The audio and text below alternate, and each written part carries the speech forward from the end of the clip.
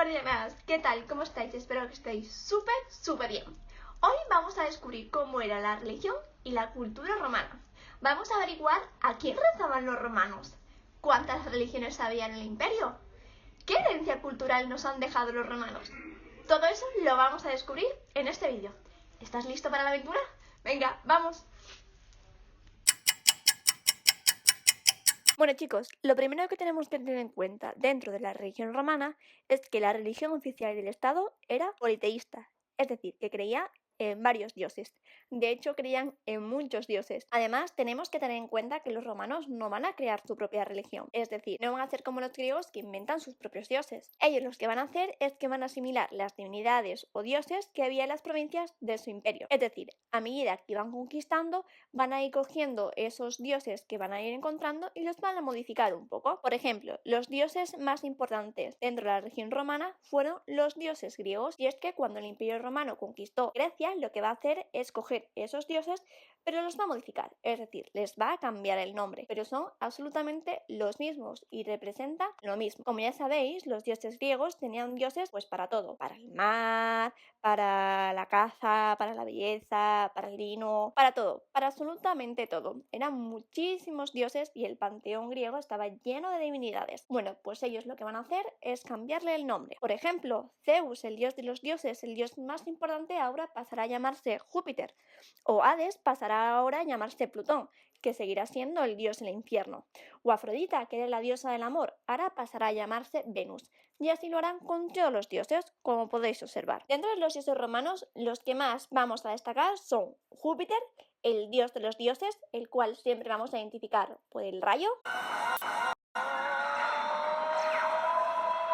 Neptuno, el dios del mar, el cual siempre lo veremos con su tridente.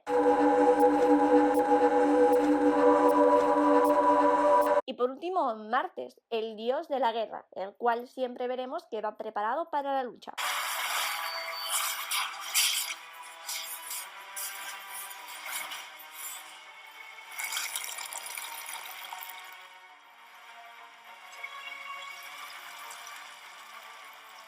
Otros dioses muy importantes también fueron Apolo, el cual era el dios de la belleza, Minerva, la diosa de la sabiduría, o Venus, la diosa del amor. No obstante, vamos a destacar que el único culto impuesto fue el culto hacia el emperador, y es que los ciudadanos romanos tenían que rendir de manera obligatoria culto al emperador, puesto que el emperador consideraba que si sus ciudadanos le rendían culto era una forma de expresar su lealtad hacia Roma y por ello hacia él. Y también lo hacían porque consideraban que una forma de mantener la unidad del imperio, y es que en cualquier lugar del imperio sí o sí había que rendirle culto al emperador de ese momento. ¿Cómo se realizaba este culto?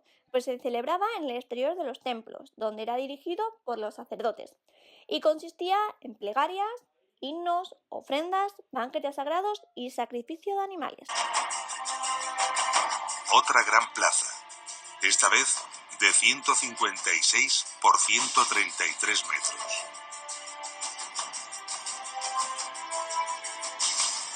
En el centro, coincidiendo aproximadamente con la posición actual de la catedral, se encontraba el templo dedicado al culto del emperador, levantado en honor a Augusto. No obstante, vamos a destacar que también va a existir una religión privada, y es que los ciudadanos romanos podían realizar sus propios cultos de manera privada en sus casas. ¿Y a quién van a adorar? Pues van a adorar a los manes, que son los espíritus de los antepasados, a los lares, los dioses protectores del hogar, y a los penates, a los guardianes de las despensas. Por lo tanto, habrá un tipo de religión que es voluntaria y privada que realizarán en sus propias casas. En ellos encontraremos altares como el que veis en la imagen, por lo tanto habrá una doble religión, una pública y otra privada. No obstante, cuando hablamos de religión en el Imperio Romano, tenemos que hablar del nacimiento de una de las religiones más importantes que existen actualmente en el mundo, el cristianismo. Y es que el cristianismo nació en los primeros tiempos del Imperio Romano en el territorio romano de Palestina y fue una nueva religión predicada por Jesús. Estoy seguro, chicos, que todos conocéis a Jesús de Nazaret, y es que todos los años seguimos celebrando el aniversario de su nacimiento en la Navidad, el 24 de diciembre. Este hecho fue tan importante que hoy en día, en la era cristiana,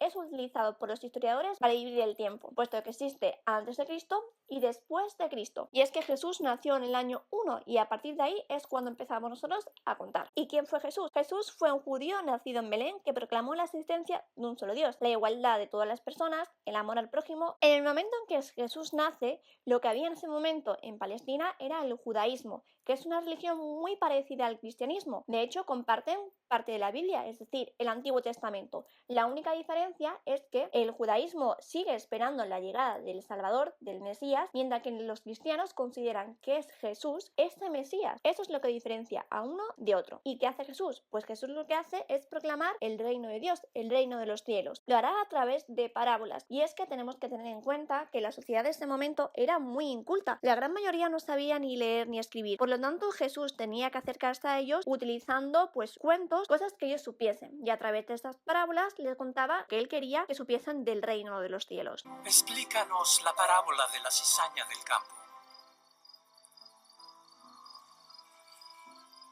Quien siembra la buena semilla es el Hijo del Hombre. Y el campo es el mundo. Y la buena semilla son los hijos del reino.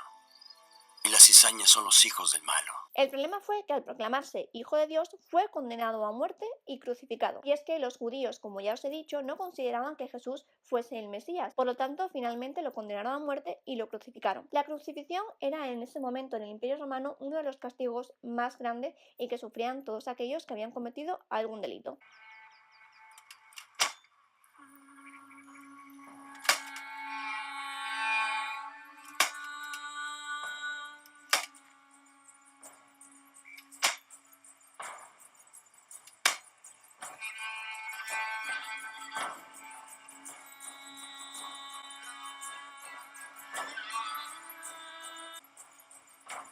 Tras su muerte, la religión va a ser difundida por sus discípulos. Como podéis ver en la imagen, esos fueron los viajes que realizó Pablo, uno de los discípulos de Jesús. Si os dais cuenta, llevó su religión hacia lugares tan alejados como Grecia o incluso la propia Italia. Los cristianos no van a adorar al emperador, puesto que ellos creen en un solo Dios y en Jesús. Por lo tanto, no consideran que tengan que adorar al emperador. Y eso va a molestar a muchísimos emperadores, como por ejemplo a Diocleciano, que siglo IV va a hacer que los cristianos fueran perseguidos. Y digamos que es que, chicos, los primeros cristianos lo tuvieron bastante difícil, lo sufrieron muchísimo porque fueron perseguidos y condenados a muerte. ¿Cómo lo solían hacer? Los encerraban en el Coliseo y les lanzaban leones, o los crucificaban o los quemaban. Así pues, los cristianos no tenían otra opción que practicar su religión a escondidas y celebraban sus ceremonias en sus casas particulares y luego eran enterrados en catacumbas, que eran galerías subterráneas situadas a las afueras de Roma, es decir, eran enterrados de forma secreta según el ritual cristiano. Dejarán de ser perseguidos cuando Constantino promulgue la libertad religiosa y lo hará a través del Edicto de Milán, en el 313 después de Cristo. A partir de ahora, los cristianos van a poder realizar su culto de manera libre, sin miedo a ser perseguidos. Esto